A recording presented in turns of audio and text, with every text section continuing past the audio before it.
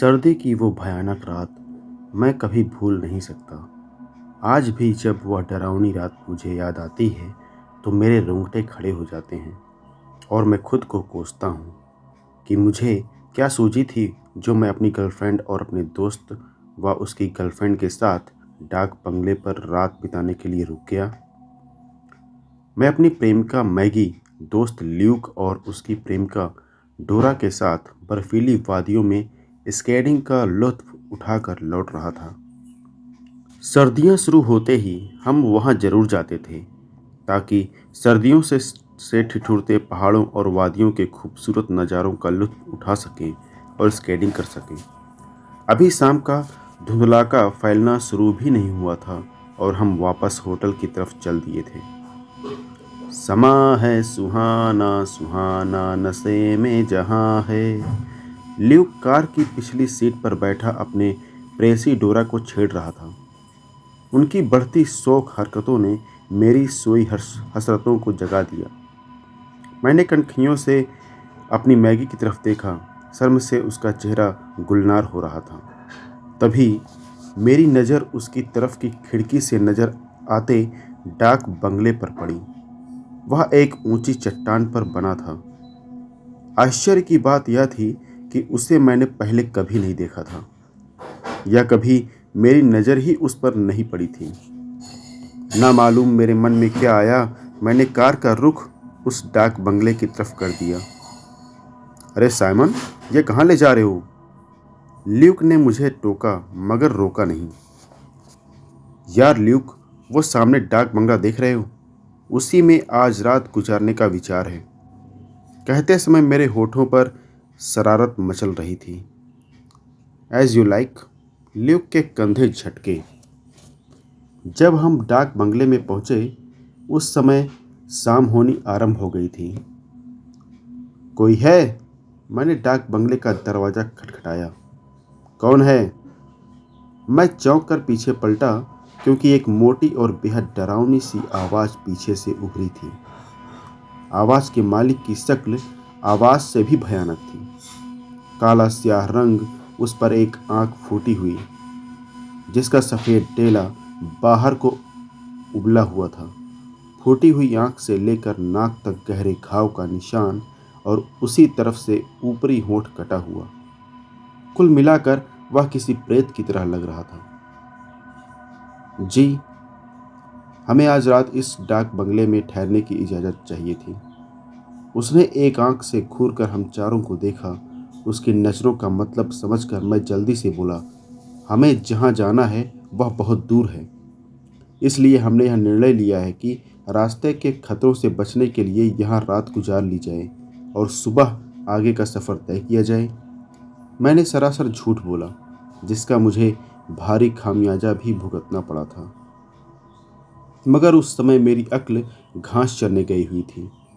मैं मैगी के खूबसूरत जिस्म की तपिश से पिघला जा रहा था। ठीक है, उसने कहा, मगर याद रखना, बंगले के भीतरी दरवाज़ों को खोलने की कोशिश मत करना। चुपचाप बाहरी कमरों में रात गुजारो और सुबह होते ही दफ़ा हो जाओ। हमने तुरंत सिर हिला दिए। वह काना व्यक्ति उस बंगले का पहरेदार था। उसने अपनी जेब से चाबियों का गुच्छा निकाला और बाहर के 2 कमरे खोल दिए। मेरे विचार से तुम लोगों को 2 कमरे काफ़ी होंगे। वह अर्थपूर्ण ढंग से मुस्कुराया।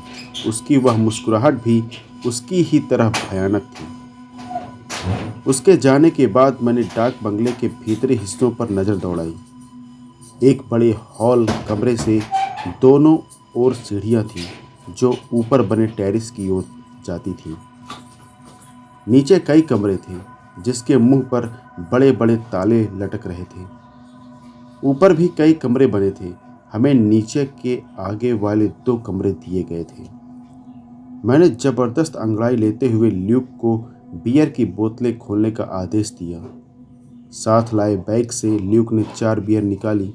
चारों ने पहले बियर पी और फिर साथ लाए सैंडविच खाकर भूख शांत की। कुछ देर बाद ल्यूक व डोरा और मैं तथा मैगी अपने अपने कमरों में थे। करीब आधी रात के समय कमरे के दरवाजे पर दस्तक हुई। मेरी नींद टूटी। मैंने देखा मैगी बेसुध सोई पड़ी है। उसी पल पुनः दस्तक हुई। मैंने सोचा शायद ल्यूक है। बिना पूछे कि कौन है, मैंने अपने कपड़े व्यवस्थित किए और बेड से उतरकर जूते पहने। ठंड बहुत थी। नंगे पैर फर्श पर चलना मेरे वश की बात नहीं थी। तभी मेरी नज़र टेबल पर रखे क्रॉस पर पड़ी, जिसे मैंने कुछ घंटे पहले गले से उतार कर रख दिया था। पता नहीं किस भावना से मैंने क्रॉस उठाकर चूमा और अपने गले में डाल लिया। मैंने दरवाज़ा खोला, मगर बाहर कोई नहीं था। मैंने कमरे से निकलकर दाएं बाएं देखा कि कभी ल्यूक को आधी रात के समय मजाक सूझा हो, पर कहीं कोई नहीं था। पूरा बंगला अंधेरे में डूबा हुआ बड़ा भयानक लग रहा था। कुछ सोचकर मैं वापस कमरे में आया और अपने बैग से टॉर्च निकालकर उसे ऑन कर ली। दरअसल वहाँ लाइट नहीं थी। आतिशदान में जल रही लकड़ियों की रोशनी थी वहाँ। मैं टार्च की रोशनी के सहारे ल्यूक के कमरे के सामने पहुँचा। यह देखकर मुझे कुछ अजीब लगा कि दरवाज़ा थोड़ा सा खुला था। मैंने भीतर जाकर देखा। अंदर का नज़ारा देखकर मेरे पैरों की ज़मीन खिसक गई। आँखों के सामने अंधेरा सा छा गया। चीखना चाहता था मगर चीख नहीं सका। अगर मैंने उस समय दीवार का सहारा न लिया होता तो निस्संदेह चोट खा जाता। मेरे सामने बेड पर ल्यूक और डोरा की नंगी लाशें पड़ी थीं। उन दोनों की आंखें भय से फटी हुई थीं और मुंह से खून बह रहा था। किसी ने उनका खून कर दिया था, मगर किसने? अभी मैं अपने इस सवाल को ठीक से समझ भी नहीं पाया था कि तभी मैगी की चीख से बंगला थर्रा उठा। मैगी! मैं तेजी से वहां से भागा और अपने कमरे में पहुंचा। मैगी बेड पर लेटी छटपटा रही थी। उसके हाथ अपनी गर्दन पर थे और आंखें दर्द व दहशत से बाहर को उबल आई थी।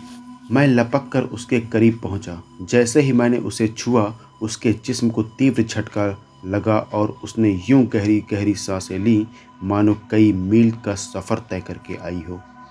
मैगी मुझसे लिपट गई। उसका पूरा जिस्म पसीनों से भीगा था और वह जोड़ी के मरीज की तरह कांप रही थी। मैंने करीब पड़ा कंबल उसके जिस्म पर ढक दिया और पूछा, क्या हुआ मैगी? साइमन, चलो यहाँ से। क्यों, क्या हुआ? मैं परेशान हो उठा। मैगी बहुत डरी हुई थी। पहले तो मैं समझा था कि कोई हत्यारा बंगले में किसी चोर रास्ते से घुस आया है। पहले उसने ल्यूक और डोरा का कत्ल किया और फिर मैगी को मारना चाहता है। मगर बेड पर मैगी अकेली छटपटा रही थी। मैं समझ नहीं पा रहा था कि ये सब क्या हो रहा है। यहाँ कोई है जो दिखाई नहीं देता। वॉट? मैं मैगी की बात सुनकर चकित रह गया। हाँ साइमन, मैं सो रही थी।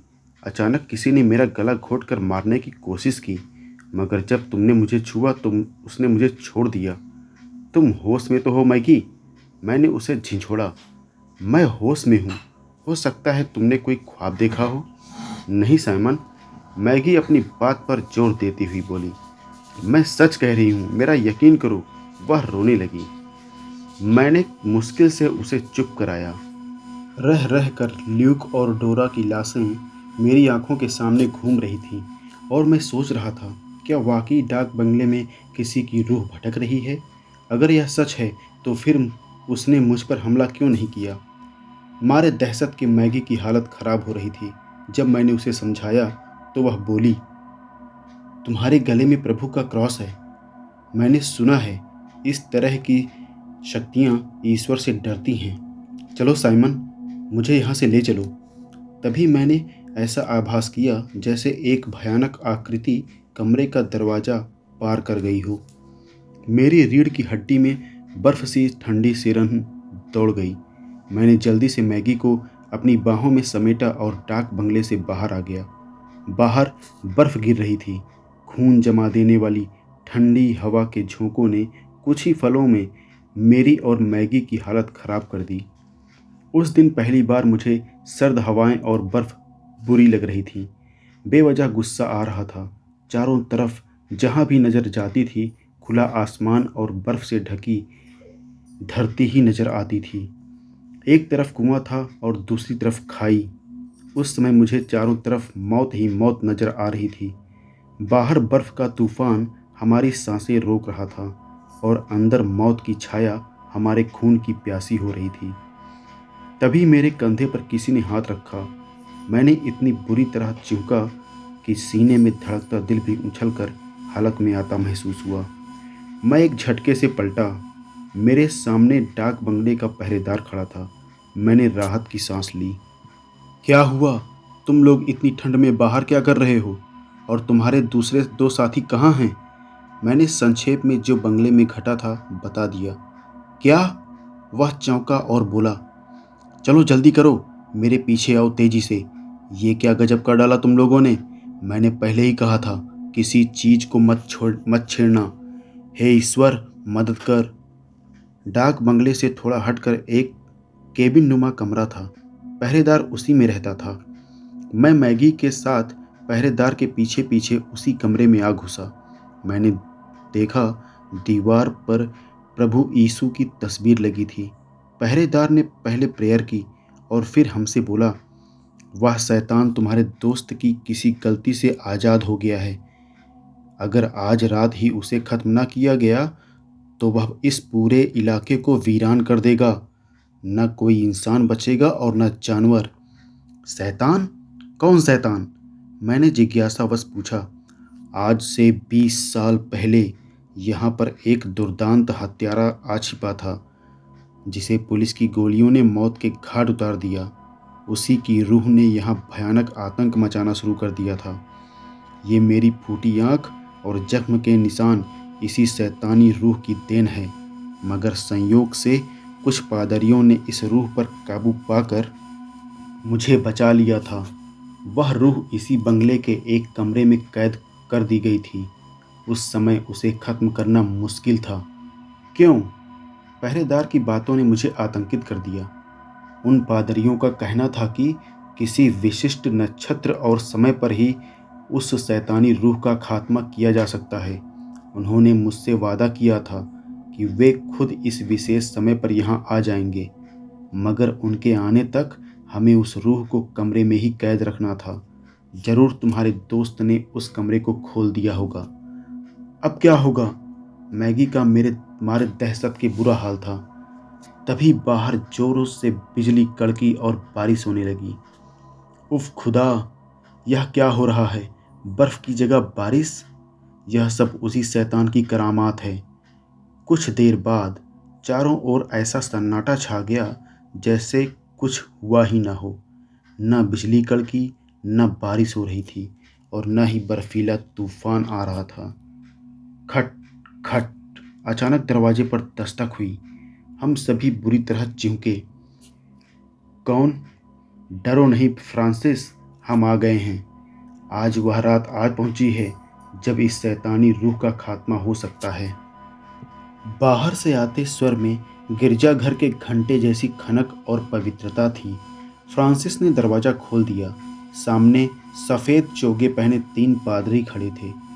हम सभी ने उनका अभिवादन किया और फिर उनसे उस शैतान को ख़त्म करने का उपाय पूछा। एक पादरी साहब ने मुझे संबोधित करते हुए कहा, माय चाइल्ड, तुम्हें हाथ में क्रॉस लेकर इस बंगले का एक चक्कर लगाना होगा। वह शैतान तुम्हारे काम में बाधा डालने की कोशिश करेगा, मगर तुम खामोशी से अपना काम करते जाना। तुम्हें बोलना नहीं है।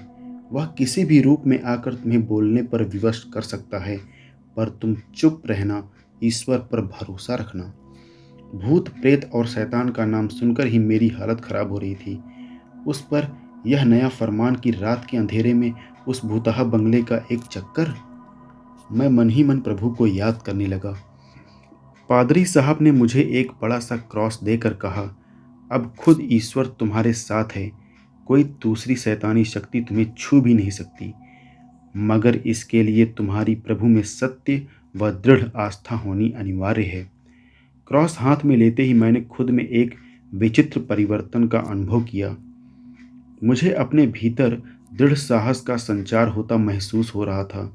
दिल में उफनती भय और दहशत की लहरें शांत हो गई थीं। लेकिन वह शैतानी रूह अभी शांत नहीं थी। आसमान में जोर की बिजली कड़की और हमारी तरफ झपटी। मैंने क्रॉस सिर से ऊंचा उठा दिया। आह! वातावरण में एक भयानक चीख गूंज गई और कड़कती लपकती बिजली आसमान में गुल हो गई। इसी के साथ मैं क्रॉस पर मजबूती से हाथ जमाए बंगले की दीवार के साथ साथ चलने लगा।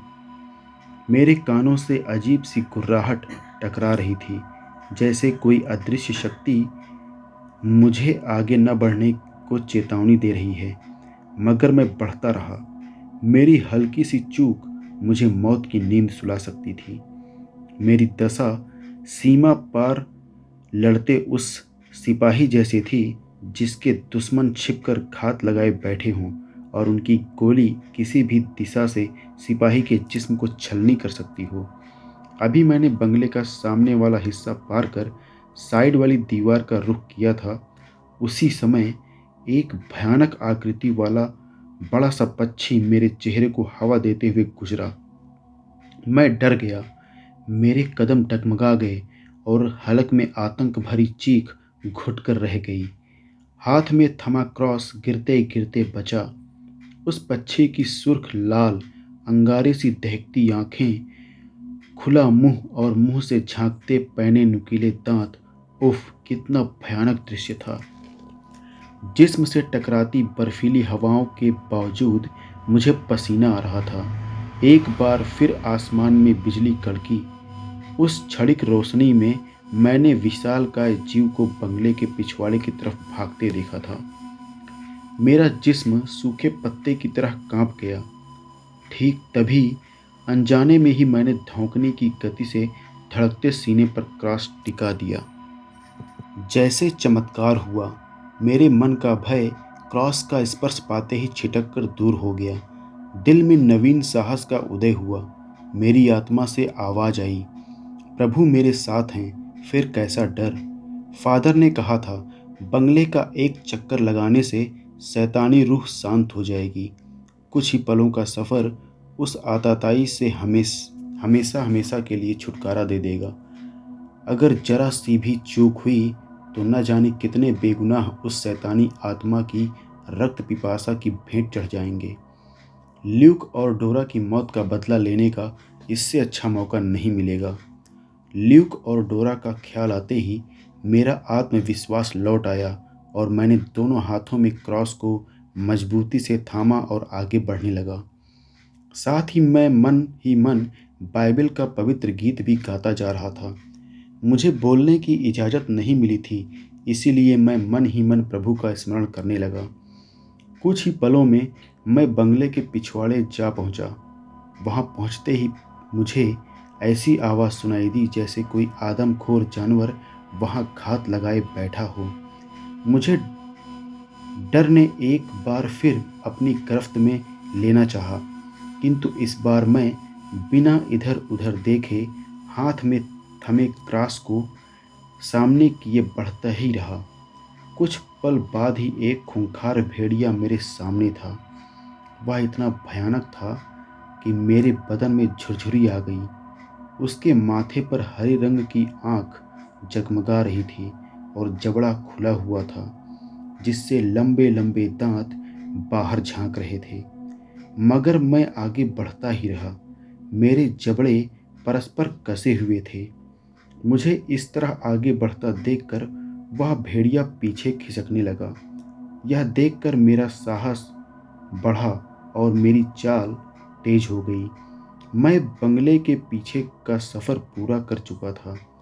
मोड़ मुड़ते ही वह भयानक भेड़िया गायब हो गया और फिर मैंने बंगले की परिक्रमा पूरी कर ली।